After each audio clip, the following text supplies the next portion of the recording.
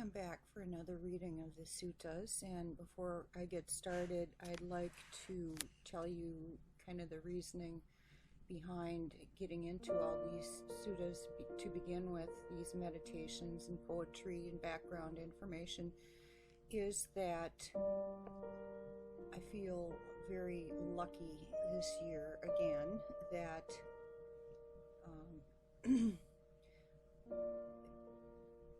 there will be a World Healing Day taking place online throughout the world. Millions and millions of people will be meditating, praying, practicing Qigong, yoga, Tai Chi, sending out healing energy for the planet, for people on April 30th. And as it happens, this is my birthday, and I'm planning on meditating all day long and joining the party, of course, and I hope you do too.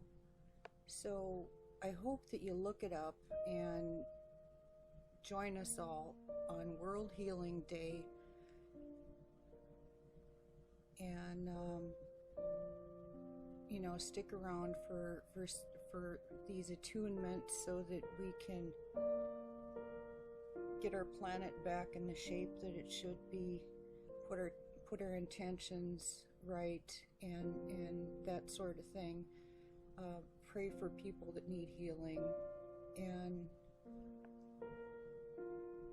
I'm trying to give you some background information on how to get yourself set up with this energy that can be sent out through the universe to protect us and help us. So this is just a small part of it. Another thing that I will be doing in the coming weeks is adding some videos on things like Qigong and Tai Chi. So hopefully this, along with the meditations, and I'm trying to get to mind, body, spirit, the whole shebang before April 30th. So please stick around and subscribe. And also, I could tell you that on my website I have a bunch of information too, and that is JillJJ.com.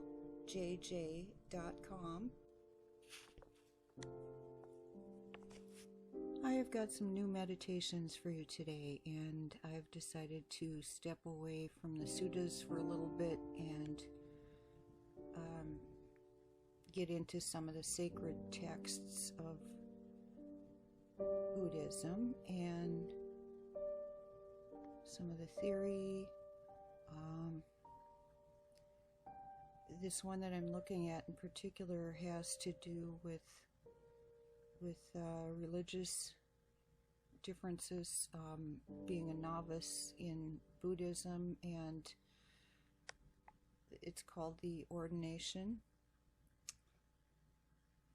So this is coming from Buddha, and I think to start with, what I'm going to say here is that, at this point in my life, I myself am not adhering to any particular religion, as you call it. I look at it more as a spirituality, and, in that I feel that it's best practice to, like, for me anyway, to go right to the source and try and do things according to what my source would think, because it really doesn't matter which text you're looking at. The thing is that I think what happens is people get a little bit bogged down in the details, and so in texts anywhere, whether it be in Christianity or Buddhism or Islam or Taoism, I personally run into these things that are talking about pro-violence, you know, and that subject in particular just turns me off so bad that I kind of quit reading and quit paying attention at that point. So I'm just telling you where I'm at. You know, I'm not promoting any particular what you call religion here, or I kind of think of them all as dogmas. And so the other thing about living, you know, is that we're all here, to me, we're all here on this soul purpose. Deep down we know what that is, and it's one of those things that, you know, really no text is gonna be able to tell you completely how to do anyway. But anyway, I'm hoping that these readings help out, and this particular reading has to do with things like religious differences, and it's all about learning. So I'll start with this one. It's called the Ordination. Soon after the time of Ashoka, the great Buddhist emperor of the 3rd century before Christ, India became a theater of protracted invasions and wars. Vigorous tribes from the north conquered the religion and the upper Punjab and founded several states, among which the kingdom of Gandhara became most powerful. Despoliations, epidemics, and famines visited the valley of the Ganges, but all these tribulations passed over the religious institution without doing them any harm. Kings lost their crowns and wealthy their riches, but the monks chanted their hymns in the self-same way. Thus the storm breaks down the mighty trees, but only bends the yielding reed. By virtues, especially the equanimity and thoughtfulness of Buddhist priests, the conquerors in turn were spiritually conquered by the conquered, and they embraced the religion of enlightenment. They recognized the 4 noble truths taught by the Tathagata. 1, which is 1, the prevalence of suffering, which is always in evidence in this world. 2, the origin of suffering as rising from the desire of selfishness. 3, the possibility of emancipation from suffering by abandoning all selfish clinging. And 4, the way of salvation from evil by walking in the Noble Eightfold Path of moral conduct, consisting in the right comprehension, right aspiration, right speech, right conduct, right living, right endeavor, right discipline, and the attainment of right bliss. When the kingdom of Gandhara had been firmly established, commerce and trade began to thrive more than ever, while viharas, or Buddhist monasteries, continued to be the home of religious exercises, offering an asylum to those who sought retirement from the turmoil of the world for the sake of finding peace of the soul. It was in one of these viharas that in the mountains near Kurshaputra in the present Peshawar, that Charaka, the descendant of the northern invaders, had descended to join the Brotherhood. He was yet little acquainted with the spirit and the purpose of the institution, but being very serious and devoutly religious, the youth decided, for the sake of attaining perfect enlightenment, to give up everything dear to him: his parents, his home, his brilliant prospect of a promising future, and the love that was secretly budding in his heart. The vihara, which Charaka, you're probably well aware that I'm not from India at this point, but I'm doing the best I can with the words. Charaka entered, was excavated in the solid rock of an idyllic gorge. The streamlet gurgled by, afforded by hermit's abundance of fresh water, and the monks could easily sustain their lives by the gifts of the villagers who lived nearby, to which they had added a harvest of fruit and vegetables which grew near the cave dwellings. In the midst of these small cells there was a large chaitya, a hall or church, in which they assembled for daily services or sermons, meditations, and other pious exercises. The chaitya, like the cells, was hewn out of the living rock. A row of massive columns on either side divided the hall into central nave and 2 aisles. The ornaments that covered the faces of the rocky walls, though the product of home talent, being made by the untrained hand of monk artists, did not lack a certain refinement and loftiness. The pictures exhibited scenes from the life of Buddha, his birth, his deeds, his miracles, illustrations of his parables, his sermons, and his final entry into nirvana. A procession of monks, preceded by a leader who swung a censer, filed in through the large portal of the chaitya. 2 by 2 they moved along the aisles and solemnly circumambulated the dagoba, standing at the end of the nave in the apse of the hall, just in the place where the idol worshippers would erect an altar to their gods. It was an imitation of a tumulus destined to receive some relic of the revered teacher, and the genius of the architect had artfully designed the construction of the cave so that the rays of the sun fell upon the dagoba and surrounded its mysterious presence with a halo of light. The monks intoned a solemn chant, and its long-drawn cadences filled the hall with a spirit of sanctity, impressed the hearers as though Buddha himself had descended on its notes. From this blissful rest in nirvana, to instruct, to convert, to gladden the faithful disciples, the monks chanted a hymn of which the novice would catch some of the lines as they were sung, and these were in the words that rang in his ears.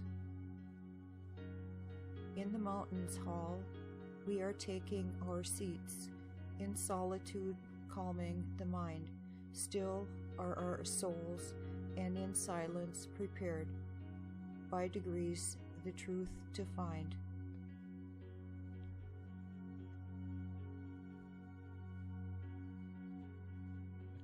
When they had circumambulated the dagoba, they halted in front of it, where the novice now discovered an image of the Buddha in an attitude of teaching, and the monks spoke in chorus.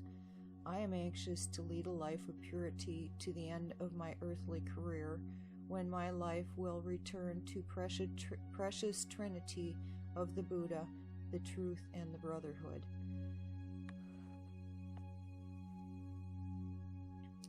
And then the chanting began again.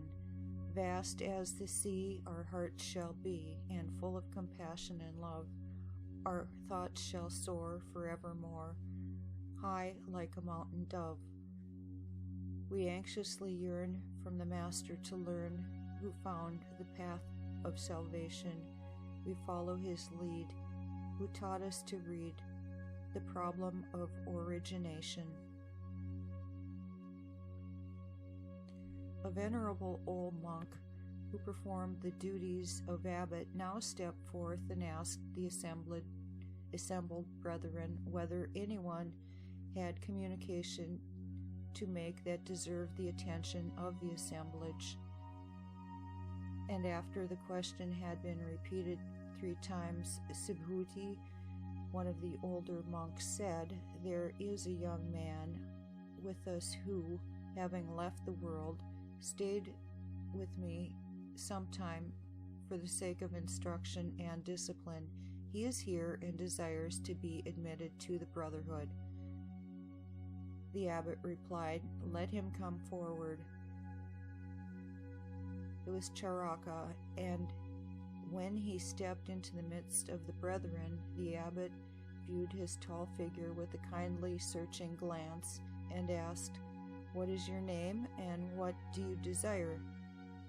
Charaka knelt down and said with clasped hands, "My name is Charaka. I entreat the brotherhood for initiation. May brotherhood receive me and raise me up to the highest height of spiritual perfection. Have compassion on me, reverend sirs, and grant my request." The abbot then asked the supplicant a series of questions as prescribed in the regulations of brotherhood, whereas he was free from contagious disease, whether he was a human being, a man, and of age, whether his own master and not a slave nor in king's service, whether unencumbered with debts, and whose disciple he was. With all the questions had been answered satisfactorily, the abbot submitted the case to the brotherhood, saying, "Reverend sirs, the brotherhood may hear me. This man is Charaka, a disciple of the venerable Subhuti, desires to receive ordination. He is free from all obstacles to ordination. He has an alms bowl and a yellow robe, and entreats the brotherhood for ordination, the Reverend Brother Subhuti as his teacher. Let those among the venerable brethren who are in favor of granting the ordination be silent. Let those who are opposed to it step forth and speak." These words were 3 times repeated, and there was no dissenting voice. The abbot declared solemnly, "The brotherhood indicates by its silence that it grants Charaka the ordination, with the Reverend Brother Subhuti as his teacher." Having completed the ceremony, and having recited the rules of the order, including the 4 great prohibitions, that an ordained monk must abstain from carnal indulgence, from theft of any kind, from killing even the meanest creature, and from boasts of miraculous powers, the abbot requested the novice to pronounce refuge formula, for which Charaka repeated 3 times in a clear and ringing voice.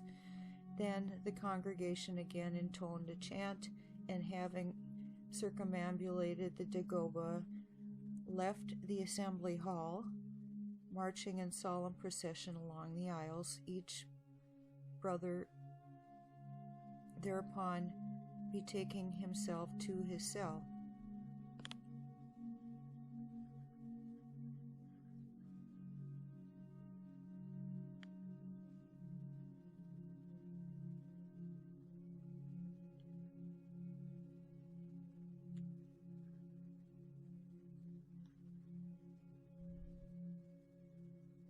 I'm taking a little bit of a breather here.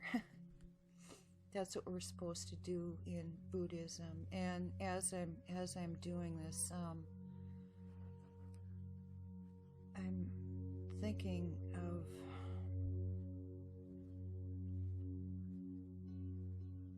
how in college and what we learn there, and things like minority studies and sociology, psychology, women's issues, all this kind of thing is that this is one of the things kind of common to a lot of texts is that, you know, women don't seem to ever have a place in this thing. And so when we're talking about brethren, we are also talking about eusista.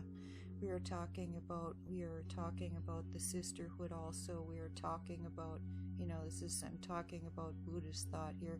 The thing is that this is talking about all sentient beings, and by sentient beings, that is in regard to all living things with feelings.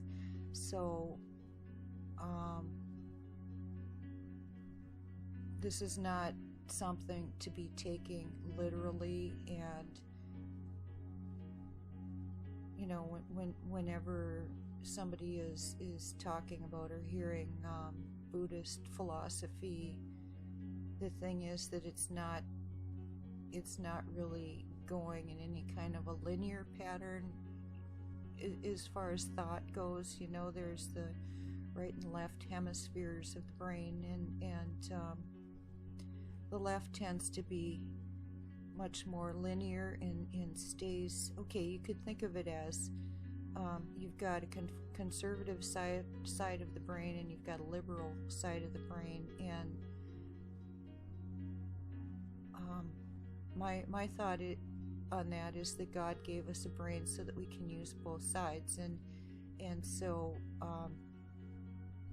conservative, liberal, you know, we need them both. Just like we need all of these different types of sentient beings to make up, you know, the ecosystem on this earth, so that everything supports and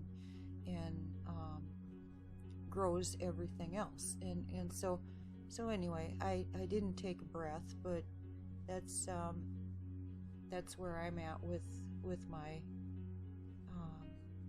my thought on this reading so far, is that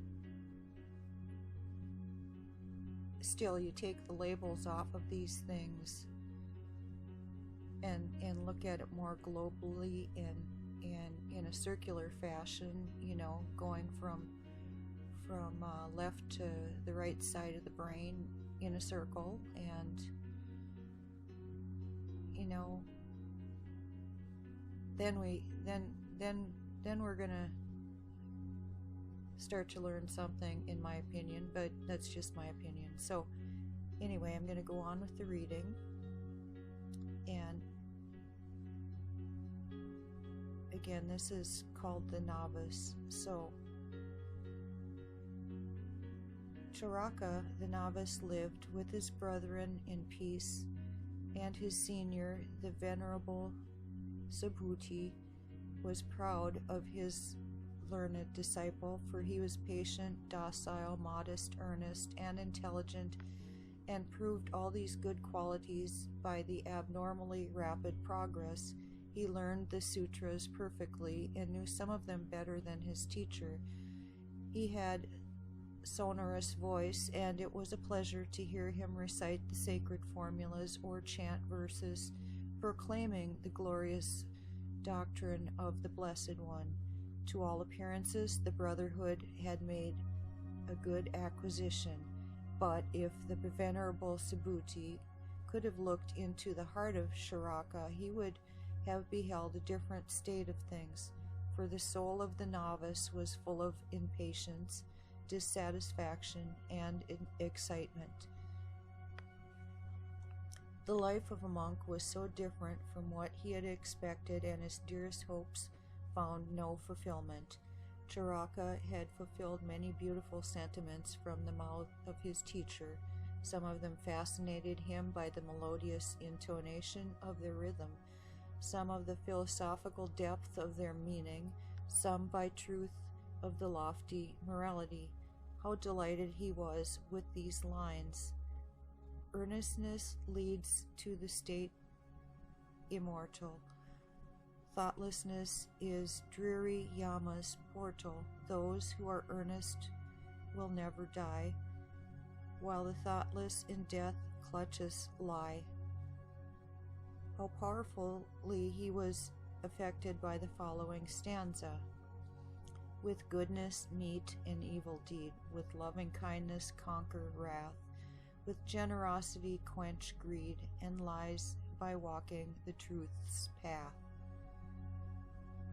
But sometimes he was startled and had difficulty in understanding the sense. He wanted peace, not tranquilization. He wanted nirvana, its bliss, its fullness, not extinction. And yet sometimes it seemed as if the absolute obliteration of his activity were expected of him. Only if, like a broken gong, thou utterest no sound, then thou hast reached nirvana, and end of strife has found.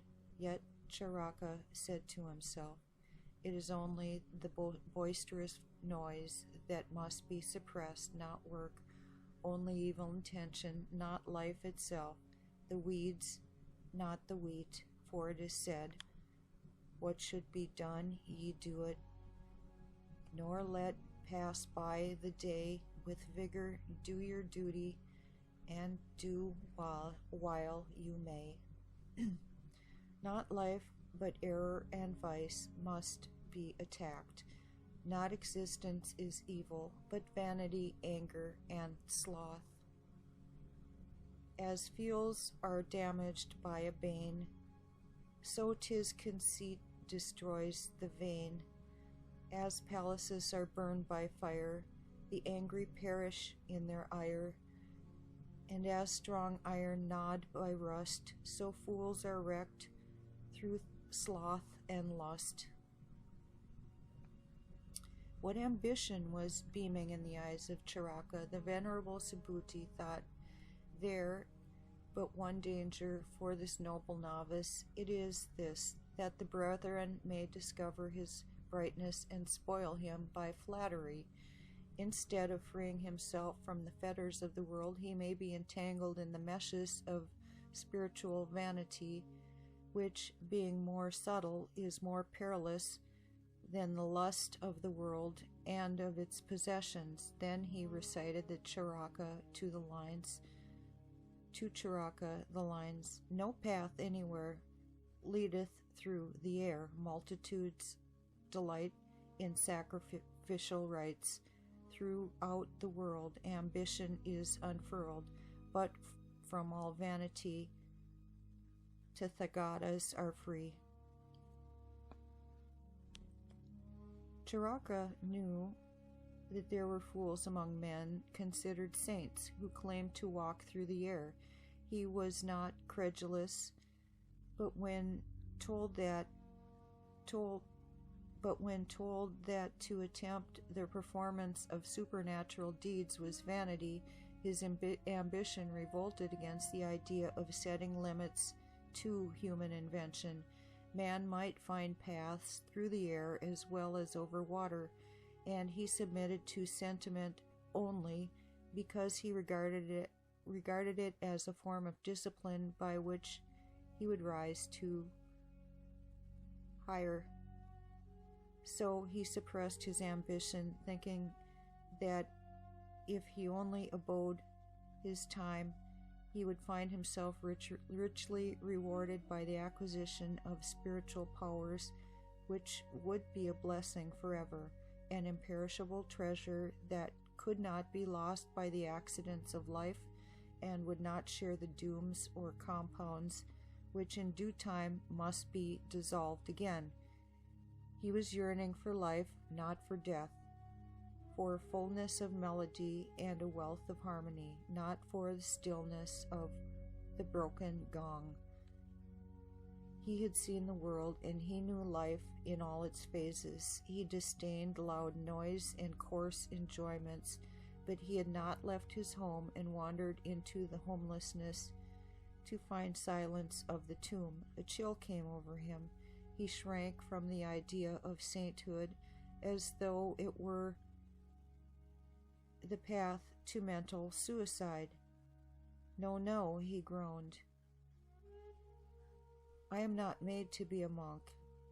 Either am I too sinful for holy life, or the holiness, the cloister, is not the path of salvation.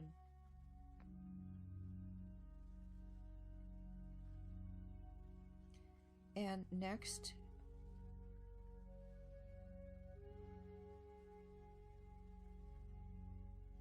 I'm going to a new chapter here, is the God problem.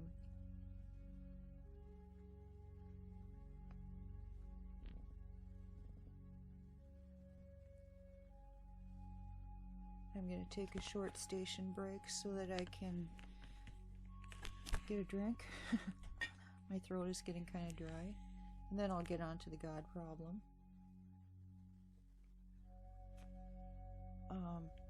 And in here, the wording is a little bit bothersome, I believe, and because of my own kind of attention to language and proofreading, I tend to be really a critic that way. You know, I'll see the smallest little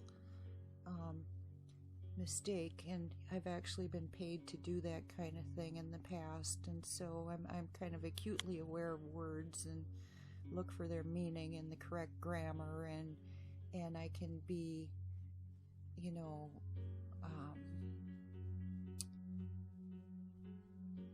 really the most stern taskmaster in the world.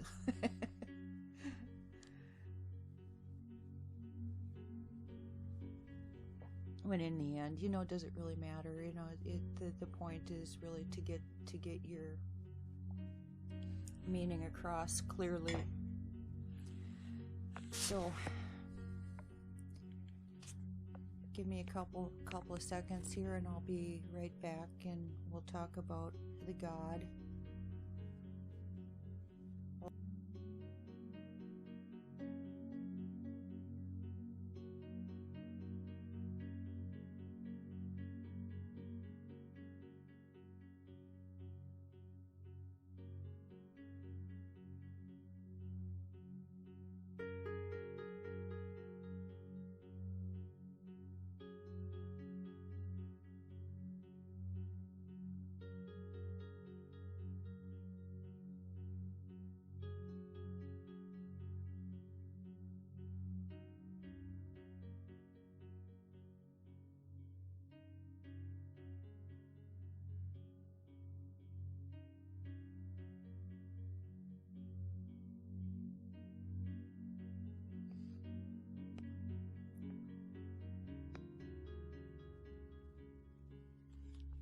Okay, Buddhism has gained ascendancy in India without exterminating the more ancient creeds, and there were many devoutly religious people who only had a vague notion of the contrast in which it stood to other forms of faith.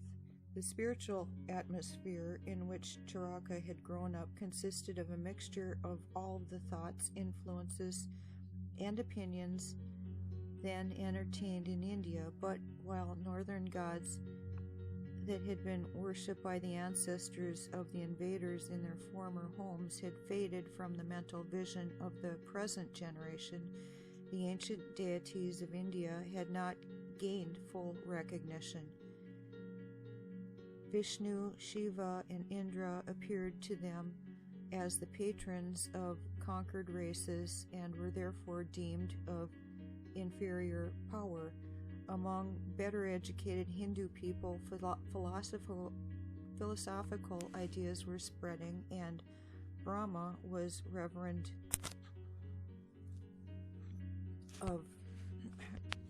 revered as the supreme being, the great, the omnipotent, the omnipresent, the all-consciousness, the all-perfection, the creator, the fashioner, the ruler of the universe, and the all-father of all beings.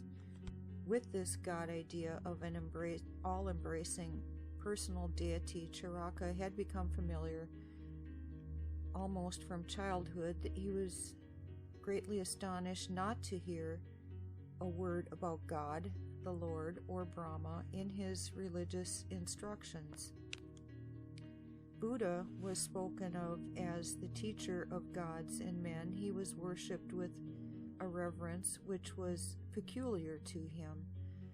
But the belief in the ancient gods was not disturbed. Their existence was neither denied nor affirmed. So long as he was unacquainted with his new surroundings, Charaka did not dare to ask questions, but when he began to know his kind-hearted elder Subhuti and some of the other monks, he grew more assured. And one day, while several brothers were seated at the portico of the assembly hall, he ventured to inquire as to the doctrine concerning God. Life is taken seriously in a Buddhist monastery, and the tone of the conversation is always religious and considerate. Nevertheless, there were never missing among the brethren men of lighter temper who saw the humor of things, who could smile and, smiling, point out the comical features of life so as to make their fellow brethren smile too. For real laughter was seldom or never heard in the precincts of the cloister. We find frequent traces of this humor in the wall paintings as well as the legends of saints, part of which are preserved even today. Now, when Charaka spoke of God, one of the brethren, Kavadha by name, a healthy-looking man of medium size and radiant face, drew near and asked, "What do you mean?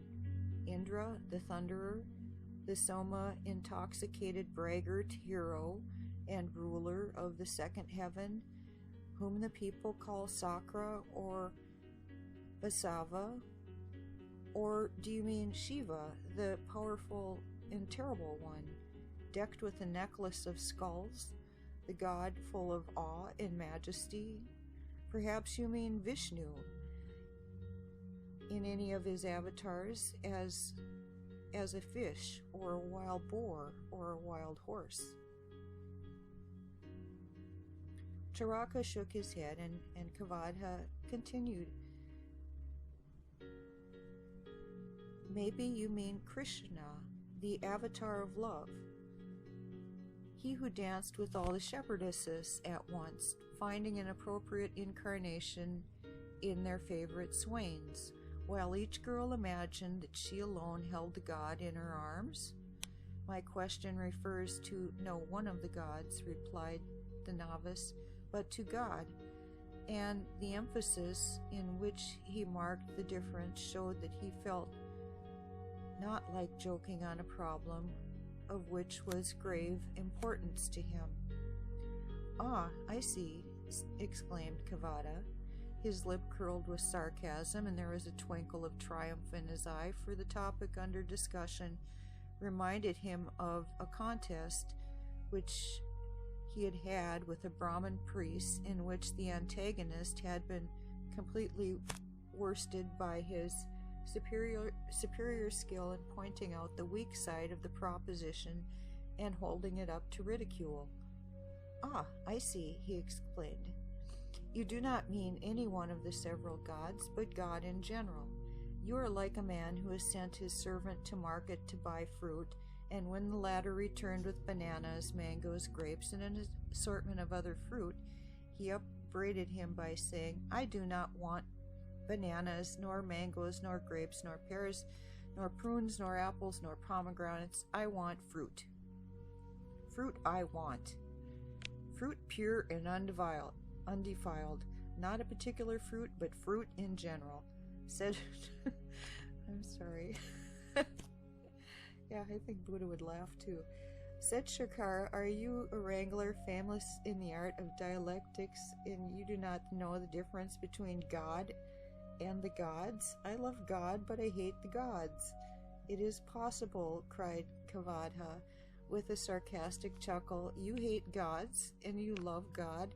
Can you hate all single men, monks and laymen, traders, warriors, kings, noblemen, brahmas, Kshatras, Sudras, and love man in general, how is it that you can hate the gods and love God? Does not the general include the particular? Be so good, reverend sir, answered the novice, who began to chafe under the attacks of the brisk monk, to understand what I mean. The world in which we live is a world of order.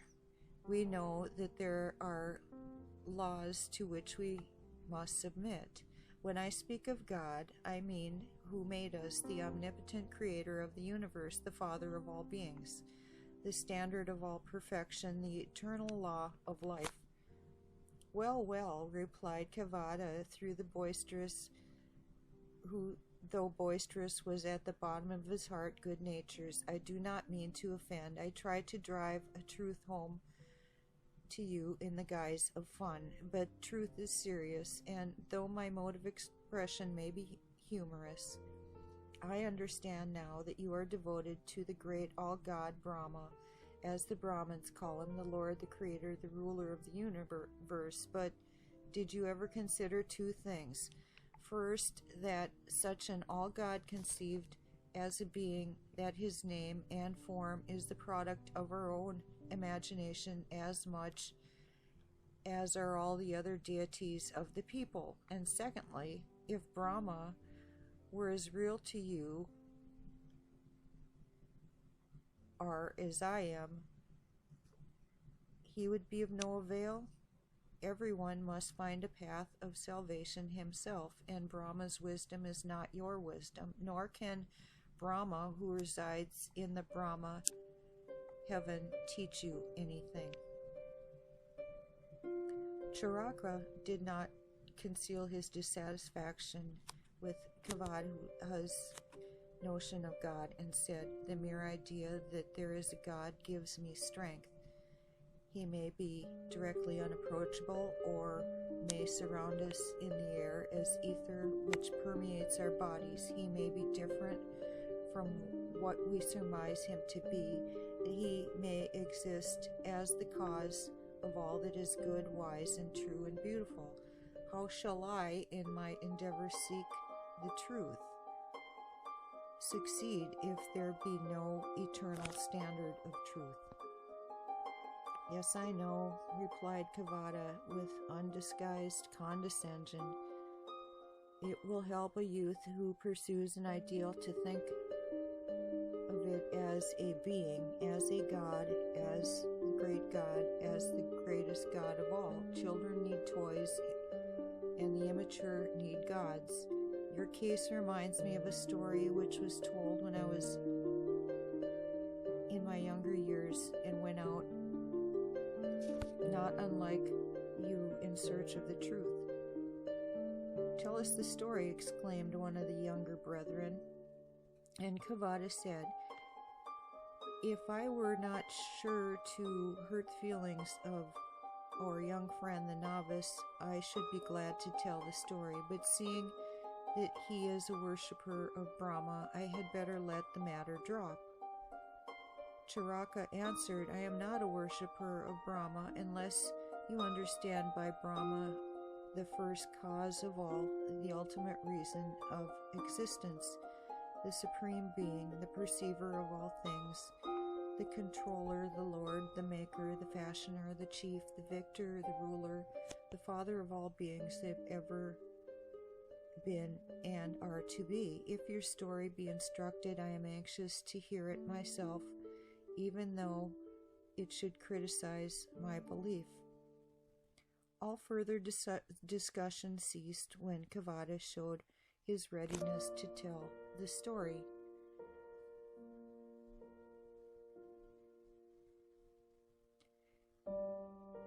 And next would be Kavada's story, which I'm going to save for the next video.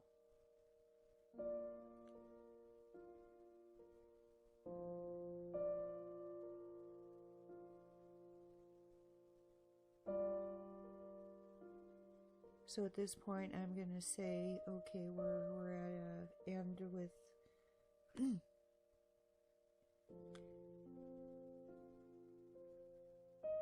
this part of it. And namaste. Have a really great day.